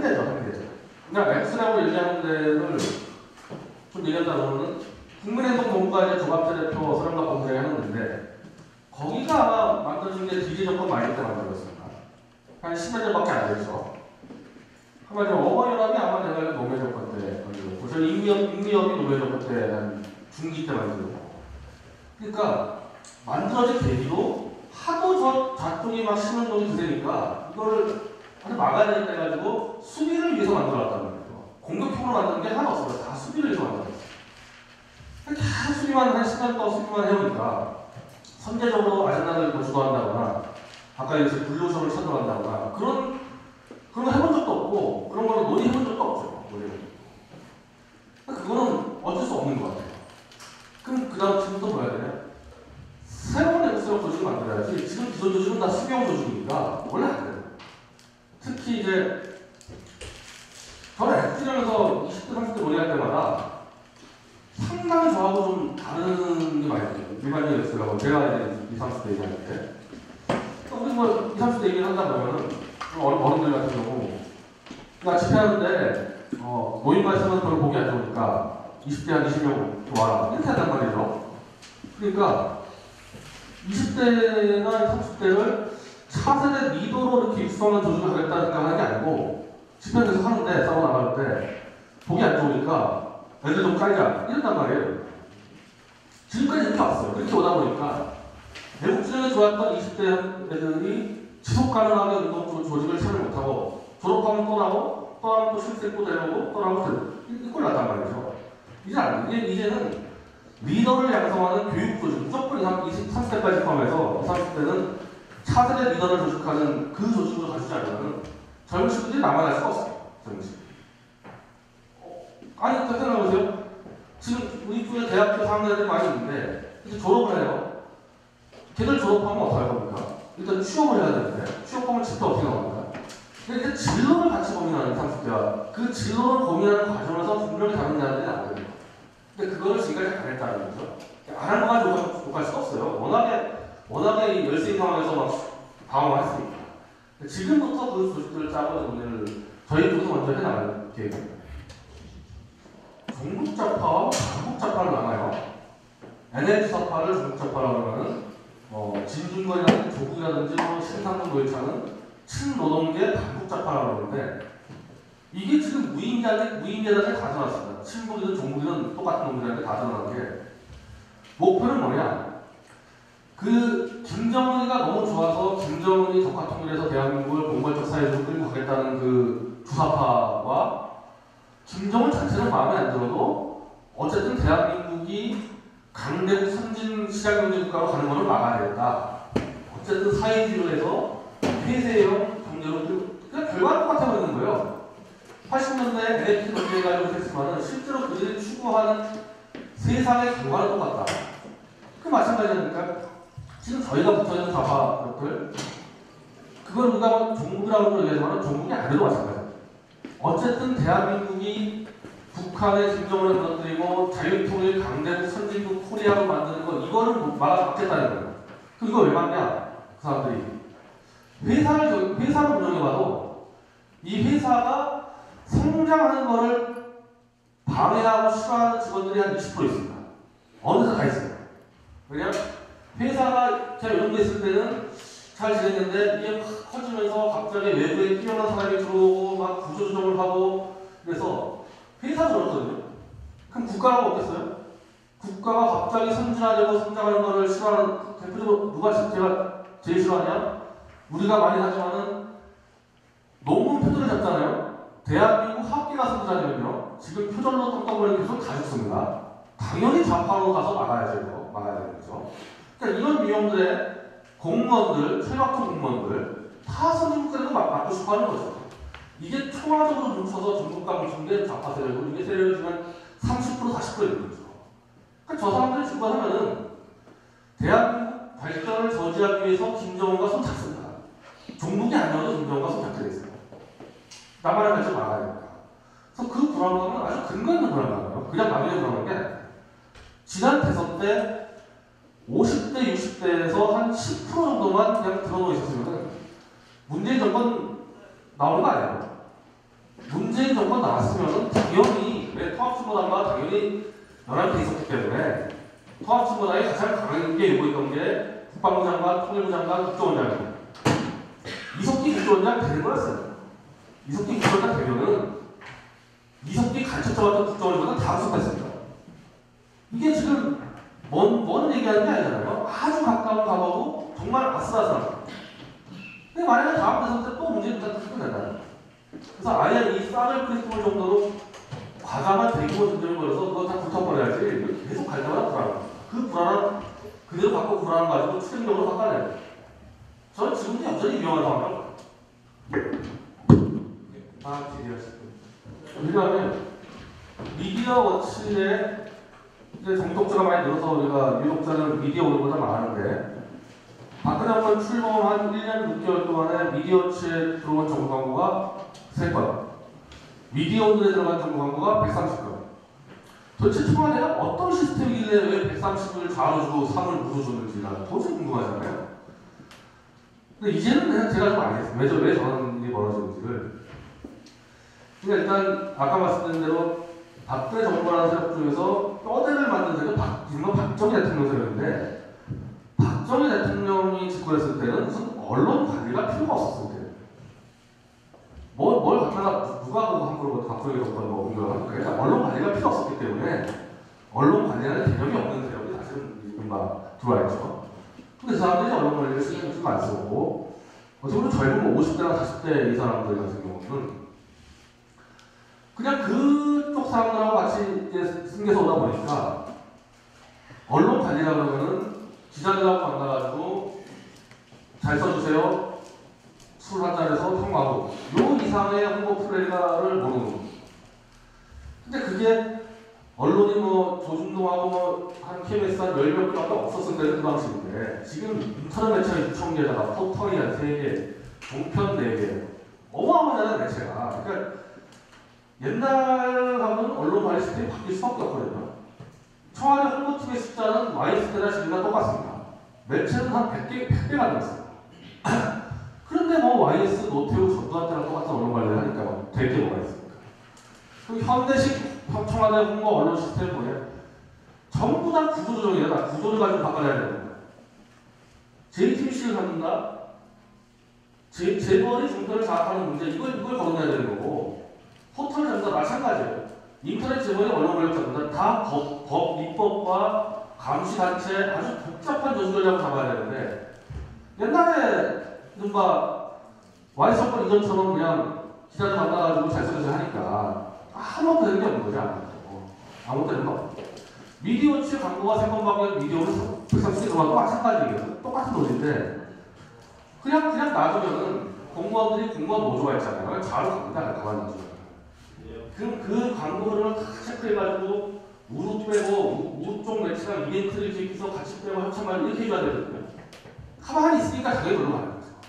그러니까 현재는 그래서 하시면 돼요. 그냥 아주 극단적으로 말하는 건 제 의견도 청와대 같은 경우에 기분 나쁘겠지만은 극단적으로 말하면 그냥 기자들하고 술 먹고 있다고 보면 돼. 그 이상의 다른 활동들이 없다고 보면 돼. 자연스럽게 저희 뭐 사업 얘기를 하면 될 것 같은데 박 대통령 면담 문제는 수시로 요청하고 있습니다. 요청하고 청와대도 만나서 제가 인터넷협회 회장이기 때문에 인터넷 정책을 건의할 권한이 있습니다. 지금도 요청해서 하고 국회의원을 하고 이렇게 잘안 되니까 뭐 그러다 포기하지 않고 할 거고요. 자연스럽게 원래 우리가 뭐 스쿼트닷컴 리더치 수요 설명을 했는데 6월에 출판 사업을 바로 들어가다 보니까 그러니까 제 책을 비롯해서 책 여러 권을 낼 겁니다. 6, 7, 8월 정도에 대해서 아직도 보니까 출판 단행본 시장은 살아있어요. 근데 그쪽이 거의 교양서를 다가 쓰고 있었는데 올해 들어와서 좌쪽에서 교양서 제대로 밀고 나온 게 거의 없습니다. 유시민의 뭐 어떻게 살아야 될까 이거 말고는 자도 이제 지금 출판 시장에서 잘 안 되는 거예요.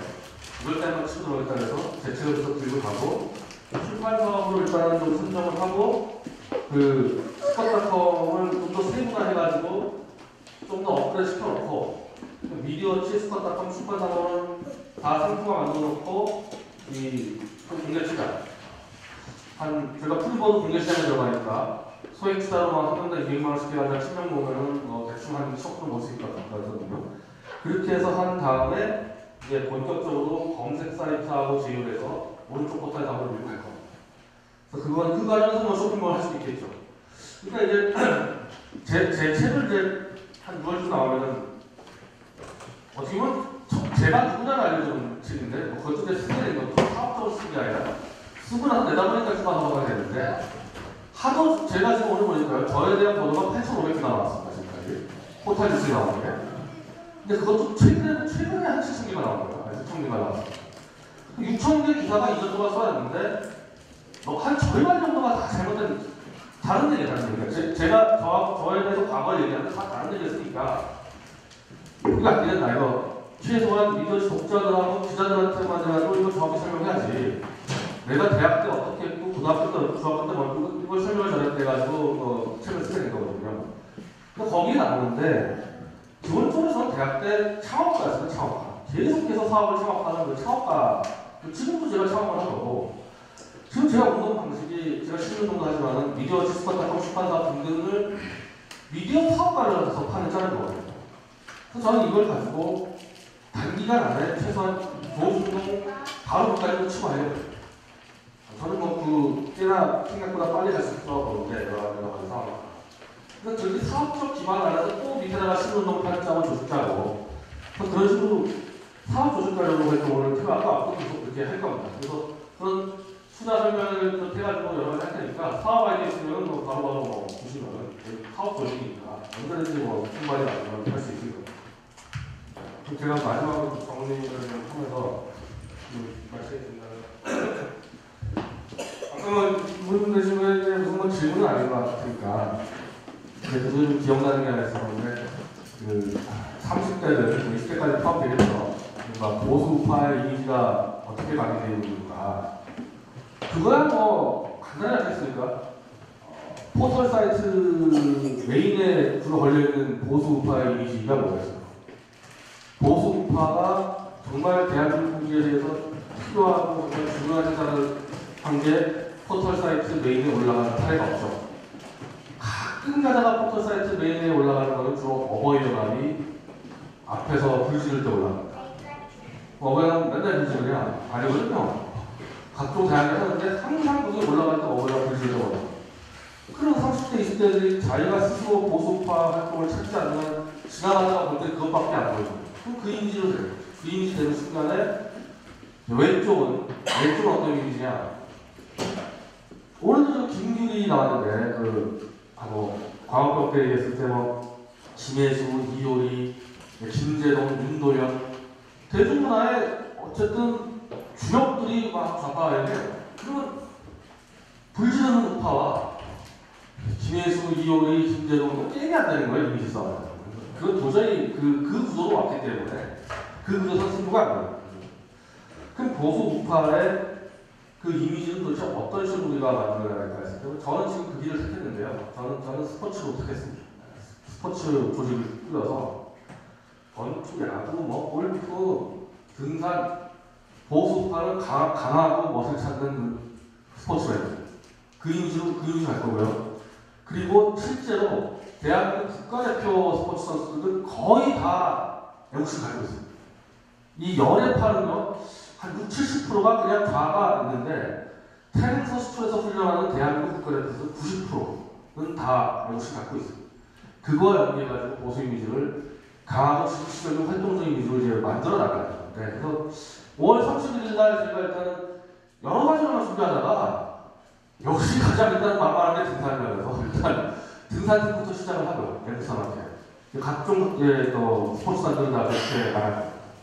그것도 이제 우리 스포츠닷컴 리더십에서 가장 중요한 게지만 이 정도만 답변을 드리고요. 하여튼 제가 오늘 뭐 여기서 말씀드리고 싶은 거는 전혀 지금 상황이 비관적이라거나 다시 친노 세력이 다시 강화 때처럼 올라오거나 그런 상황이 아니에요. 그런 상황이 아니고 오히려 어떻게 보면 그 지긋지긋하게 이 보수우파와 자율사에서 이익을 취했던 여의도 기회주의 정치 세력이 무너지는 거예요. 그래서 훨씬 더 강력하고 도전적인 새 보수우파 세력이 만들어지기 최적화된 시기이기 때문에 우리 기대를 갖고 희망을 가질 시기지 불안해한다거나 이런 데서 그래야 될 이유가 없습니다. 제가 볼 때 굉장히 큰 기회가 있다고 6월 정도 7월 한번 잘 보시고 그 뒤에 저희가 제 책을 출판사로 들어간 다음에 아마 8월 정도에 9월 투자 설명회를 할 겁니다. 본격적으로. 그때 많이 참여해 주셔가지고 애국도 하고 돈도 버는 그런 기회를 만들고 있습니다. 네, 오늘 여기서 마치겠습니다.